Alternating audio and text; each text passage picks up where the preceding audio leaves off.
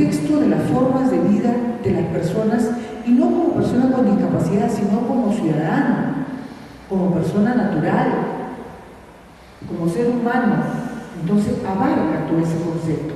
Esa finalidad que ha recogido la ley es lo que lo establece la Convención en su artículo primero, que es el propósito de la Convención.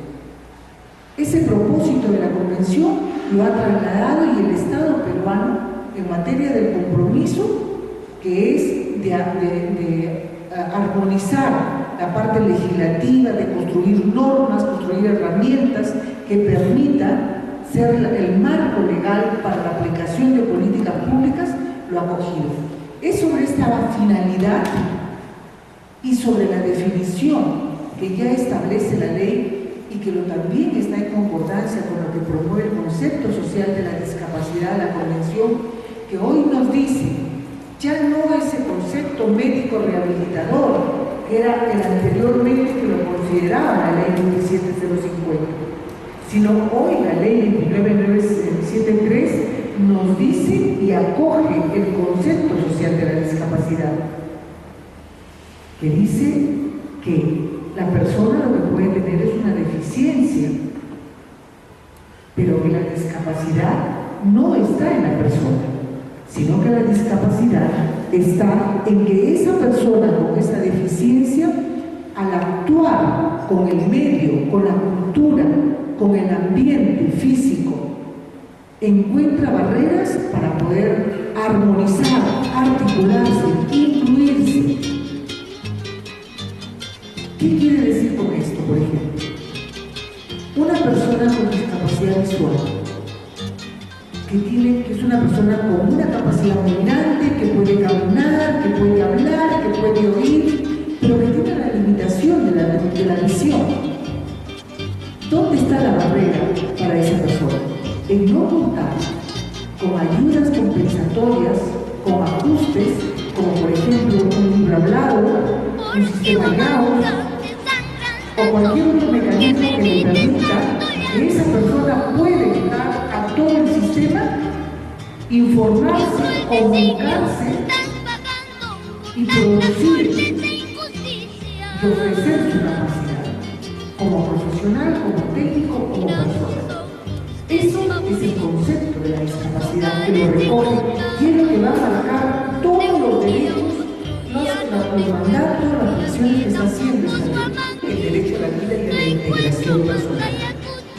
Ese derecho, como lo está estableciendo, que es el de respeto a la vida, a la integridad moral, física y mental, esos derechos que están ahí reconocidos en la ley son concordantes con la Constitución política, con el artículo 1, con el artículo 2 y con el artículo 3, donde dice y demás derechos que son natos de la persona, naturales de la persona, del ser humano como tal.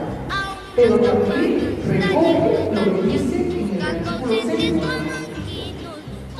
y en todo su contenido, porque cuando dice que son derechos fundamentales de las personas, está recogiendo los derechos naturales que tiene cada una de las personas, como todos nosotros, con discapacidad o sin discapacidad, y al trasladarlo a la Constitución como un derecho fundamental, como una norma sustantiva, escrita y descrita como un mandato de orden superior suprema, ya entra este mandato a un proceso de supervisión, de fiscalización y de cumplimiento relevante por todo el Estado, que es el que está obligado a hacerlo cumplir. Asimismo, este artículo 7 armoniza con la Convención Americana del Pacto de San José en el artículo 4, en el artículo 5, que es el derecho a la integridad.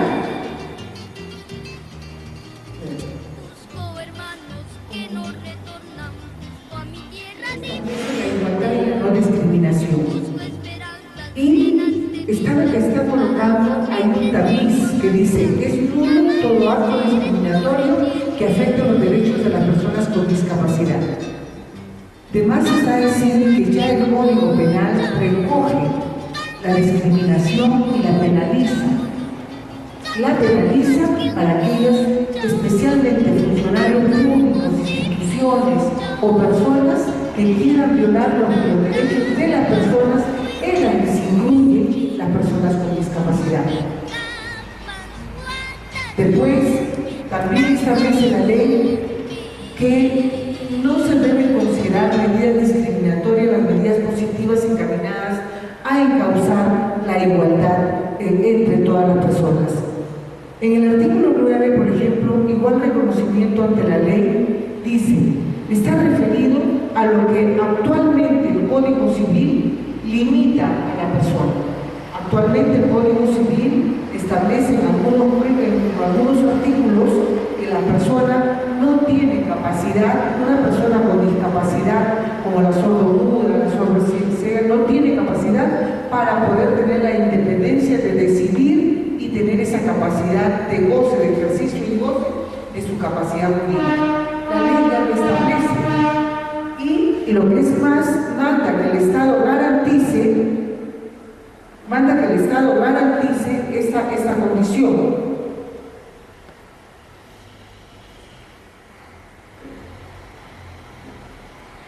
Es así que la misma ley, en las disposiciones complementarias modificatorias finales de la ley, como ustedes lo habrán podido apreciar, ya está haciendo unas modificaciones a estos artículos que hoy están vigentes en el Código Civil, como es el artículo con referente al testamento por escritura pública, el testamento ruego, el testamento cerrado, el testamento hológrafo, la apertura judicial del testamento y la traducción oficial del testamento.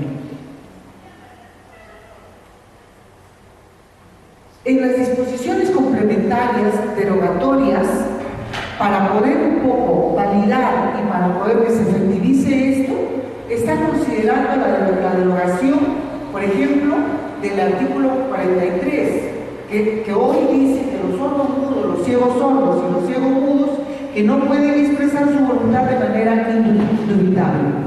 También el artículo 241, y así una serie de modificaciones que es lo que actualmente restringe la participación. Ya está. Acá los artículos anteriormente expuestos conlleva a que haya también una revisión completa de otros artículos que pueden estar amarrados a los hoy derogados.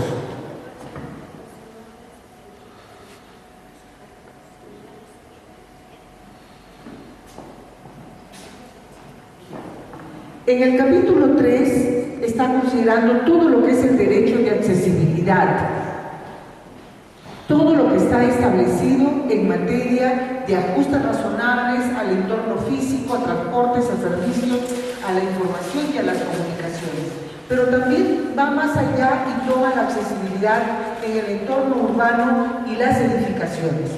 Y establece algo que la ley 27050 no lo establecía, que dice: el funcionario o servidor público de las municipalidades encargados de la evaluación de los expedientes técnicos que contengan solicitudes de licencia para la edificaciones públicas o privadas deberá verificar que dichas solicitudes contemplen las normas técnicas de accesibilidad para las personas con discapacidad bajo responsabilidad. Ahí ya establece la responsabilidad de si no se ejecuta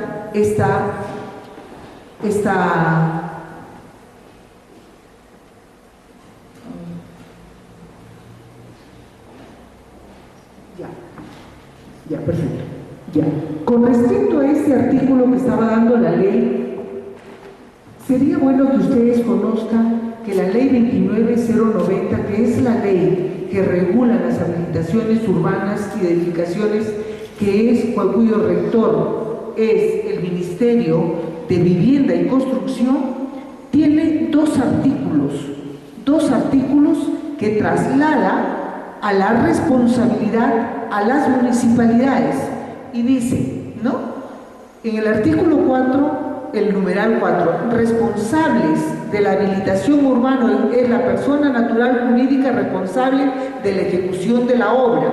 Esto quiere decir que que responsable no solamente es el funcionario de la municipalidad, sino también quien presente el proyecto, ya lo involucra esto. Y en el numeral 5 considera la responsabilidad a esas dos comisiones técnicas que hoy trabajan en toda municipalidad. En toda municipalidad hay dos comisiones técnicas que muchas veces trabajan articuladas. Una que es la comisión técnica que ve todo lo que es las normas directivas que tienen que cumplir, ¿sí? Que tienen que cumplir todos los expedientes técnicos en edificaciones urbanas o arquitectónicas.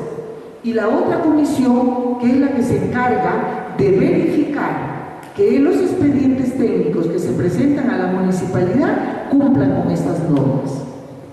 En muchas municipalidades, esas dos normas, estas dos comisiones caminan juntas.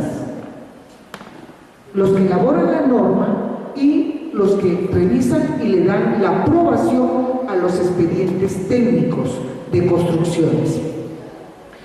Y dice, es por ello que esta ley, la 29090, considera en el artículo 5 el carácter de las responsabilidades administrativas, civiles y penales. La violación a esta ley, a su reglamento y a normas técnicas o a cualquier otra disposición aplicable se consideran infracción y determinan la aplicación de sanciones administrativas independientemente de la sanción penal de ser el caso. Hay una matrícula, una cobertura de matrículas, pero también estamos viendo que hay un nivel de deserción altísimo, porque llegan a las aulas los niños con algún tipo de deficiencia y sin embargo no encuentran un profesor capacitado, no encuentran los medios de ajustes razonables de comunicación y de información adecuada.